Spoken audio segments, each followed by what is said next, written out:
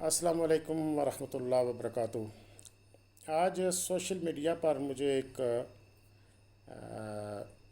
مولانا صاحب کی تقریر کا ایک کلپ سننے کا موقع ملا اور میں بڑا حیران ہوا۔ میں سوچتا رہا، مولانا صاحب اپنے علماء سے خطاب کرتے ہوئے انہیں شکوہ کر رہے تھے کہ ہم نے اس وقت ہم اتنے طاقتور نہیں تھے، کمزور تھے، لیکن پاکستان کے شیعوں کو ہم نے سبق سکھا دیا تھا کہ جو شیعہ تھے انہوں نے اپنے گھروں سے علم اتار دیے تھے، اپنے گھر کے دروازے پہ جو نام نقوی اور تقوی لکھا ہوا تھا وہ نیم پلیٹ ہٹا دی تھیں۔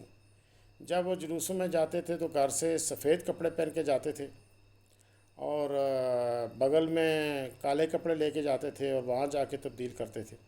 یہ باتیں انہوں نے کی۔ انہوں نے کہا کہ ہم نے باوجود کہ ہمارے پاس طاقت نہیں تھی لیکن ہم نے انہیں اتنا سبق سکھا دیا تھا، لیکن اگر آپ علماء کرام اس وقت ہمارا ساتھ دیتے تو پھر ہم ان کا بندوبست کر دیتے۔ اور اب وہ شکوہ بھی کر رہے تھے اور دوسرے لفظوں میں یہ اپیل بھی کر رہے تھے کہ اگر آپ تعاون کریں تو ہم وہی فضا بنائیں۔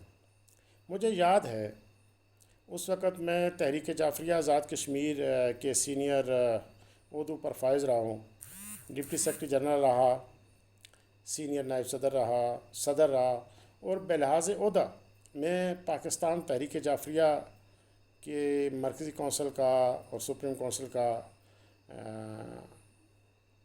عہدیدار بھی رہا، ممبر بھی رہا۔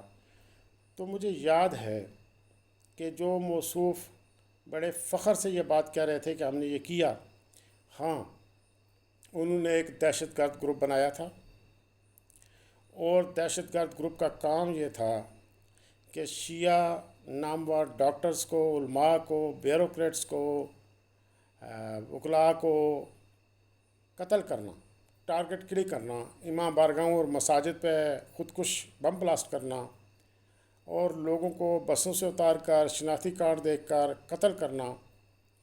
یہ اس گروپ کا کام تھا جو فخریہ کہہ رہے تھے کہ ہم نے یہ کیا تھا۔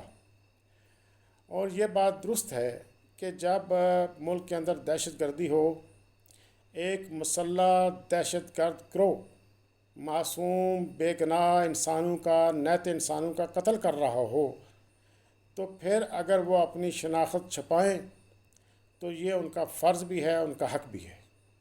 لیکن اس کا مطلب یہ نہیں تھا کہ شیعت کمزور ہو گئی تھی، یا لوگوں نے علی ولی اللہ پڑھنا چھوڑ دیا تھا، یا لوگوں نے اذان کہنا چھوڑ دی تھی، یا لوگوں نے ماتم چھوڑ دیا تھا، یا لوگوں نے عزاداری چھوڑ دی تھی۔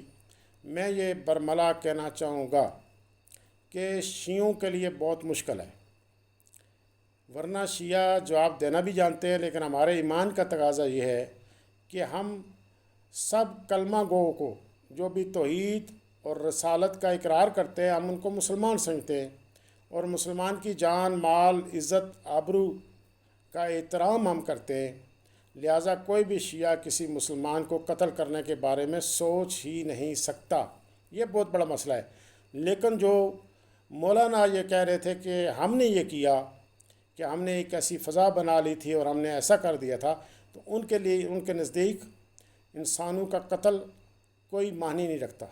انہوں نے بازاروں میں، اسپتالوں میں، عدالتوں میں، سکولوں میں، کالجوں میں بچوں کو قتل کیا، بے گناہ لوگوں کو قتل کیا، بم بلاسٹ کیے، ہر روز شہر اور محلے اور گلی میں بم بلاسٹ ہوتا تھا۔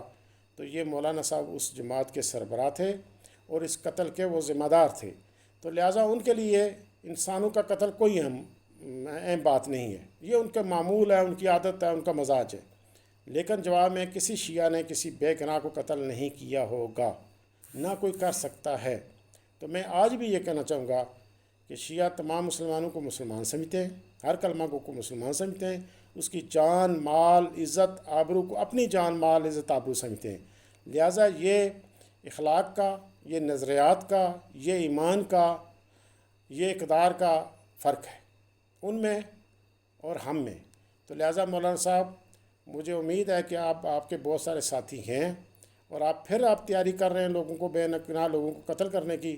تو میں پاکستان کے اداروں سے، افواج پاکستان سے، پاکستان کے قومی سلامتی کے اداروں سے اور افواج پاکستان سے یہ کہنا چاہوں گا کہ یہ وہی دہشت گرد ہیں جنہوں نے اے پی ایس میں بچوں کو قتل کیا، یہ وہی دہشت گرد ہیں جنہوں نے افواج پاکستان کے جوانوں کو قتل کر کے ان کے سر کاٹ کے تو ان کے ساتھ والی بال کھیلا، یہ وہی لوگ ہیں جو افواج پاکستان کے جوانوں کے خلاف اور شہداء کے خلاف باتیں کرتے ہیں اور ان کے خلاف تقاریر کرتے ہیں۔ یہ وہ دہشت گرد ٹولہ ہے، تو لہٰذا اس دہشت گرد ٹولے کا دوبارہ منظم ہونے سے پہلے سر کچل دیں۔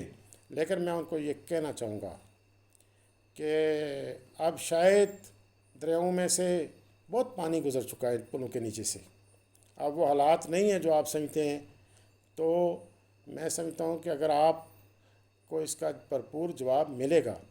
جہاں تک عزاداری کا تعلق ہے تو ہم نے شہید دیے، اور آپ ہر شہید کی شہادت کے دن پہ، اس کے برسی کے دن پہ مجلس ہوتی ہے، اور آئندہ بھی جو شہید ہوگا اس کی شہادت پہ بھی مجلس ہوگی، اس کے کل پہ بھی مجلس ہوگی، اس کے چیلم پہ بھی مجلس ہوگی، اور اس کی سالانہ برسی کو بھی بھرپور اعزاز کے ساتھ بنایا جائے گا۔